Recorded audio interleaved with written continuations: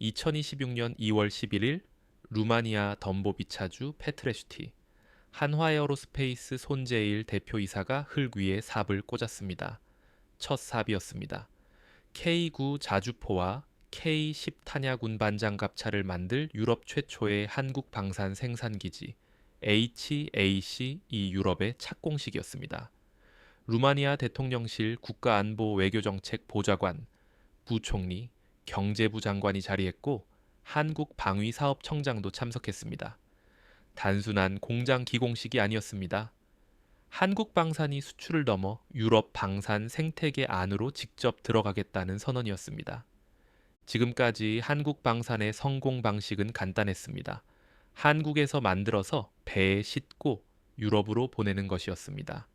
K9 자주포, K2 전차, K239 천무, 훌륭한 성능의 합리적인 가격, 빠른 납기. 이 방식으로 한국은 미국 다음으로 나토 유럽 회원국에 무기를 가장 많이 공급하는 나라가 됐습니다. 그런데 지금 유럽의 규칙이 바뀌고 있습니다. EU는 유럽 방산 보호주의를 강화하며 영내에서 생산된 무기에 우선 보조금을 지원하기로 했습니다. 바이 유러피안 기조가 강해지는 상황에서 한국산 완제품을 배에 싣고 파는 방식만으로는 유럽 시장을 지키기 어렵게 됐습니다. HAC, 이는 이 새로운 현실에 대한 한화 에어로스페이스의 답입니다.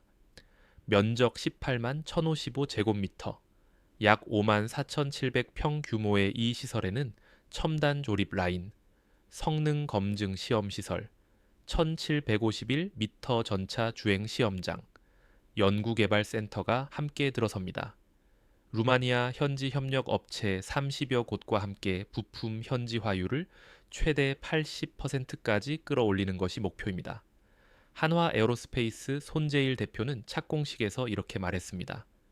이곳은 단순한 생산 시설이 아닙니다. 한화 에어로스페이스 루마니아가 진정한 루마니아 방산 기업으로 발전하는 기반입니다. HAC, 이의 역할은 K9와 K10 조립을 시작으로 점점 커질 예정입니다. 한화의 장기 로드맵에 따르면 이 시설은 향후 보병 전투 장갑차 IIFV, 장거리 정밀 타격 미사일 시스템, 다목적 무인 지상 차량 UGV, 생산 기지로도 확장될 예정입니다. 잠재적 확장이 이루어질 경우 직간접 일자리 최대 2,000개가 루마니아에 창출될 것으로 추산됩니다. 루마니아를 단순한 구매자가 아니라 나토 동부 전선의 K 병기창, 즉 유럽 방산 생태계 안에서 생산하고 수출하는 주체로 키우겠다는 계획입니다. 루마니아만이 아닙니다. 폴란드에서는 현대로템이 KEPL, 즉 폴란드형 K 이 전차의 현지 생산을 추진하고 있습니다. 2029년부터 폴란드 국영 방산그룹 PGZ 사나 부마르 공장에서 KEPL 조립이 시작될 예정입니다. 한화 에어로스페이스는 2025년 10월 폴란드 최대 민간 방산 기업 WB 일렉트로닉스와 합작법인 한화 WB 어드밴스드 시스템을 설립하고 폴란드 현지 공장에서 사거리 80km급 천무 유도 미사일을 직접 생산해 폴란드군에 납품하는 계약을 2025년 말 수주했습니다. 합작법인을 통한 현지 생산으로 이 계약의 규모는 5조 6천억 원에 달합니다. 왜 한국은 완제품을 파는 대신 공장을 짓는 선택을 했을까요? 그 배경에는 세 가지 전략적 이유가 있습니다. 첫째는 유럽 방산 블록화 대응입니다. EU가 유럽 내 생산 무기에 보조금을 우선 지원하는 정책을 강화하면서 유럽 현지에서 만들지 않는 무기는 경쟁에서 점점 불리해집니다. 현지 생산은 이 장벽을 넘는 가장 확실한 방법입니다. 둘째는 장기 계약의 고착화입니다.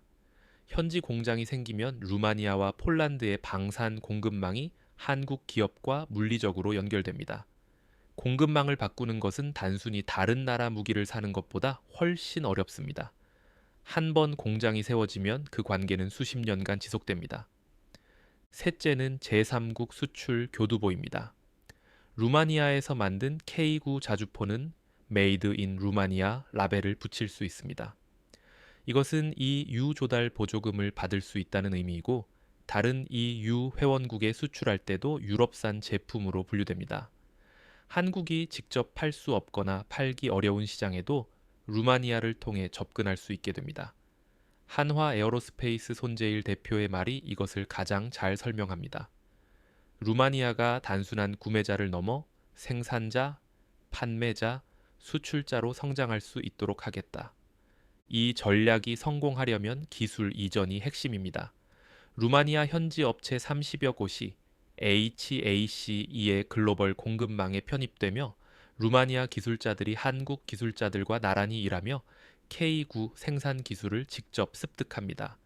이것은 무기를 파는 것이 아니라 생산 능력 자체를 이전하는 것입니다. 폴란드에서도 같은 패턴이 진행됩니다. KEPL 조립이 부마르 공장에서 시작되면 폴란드 기술자들이 한국 최첨단 전차의 제조 방법을 배우게 됩니다.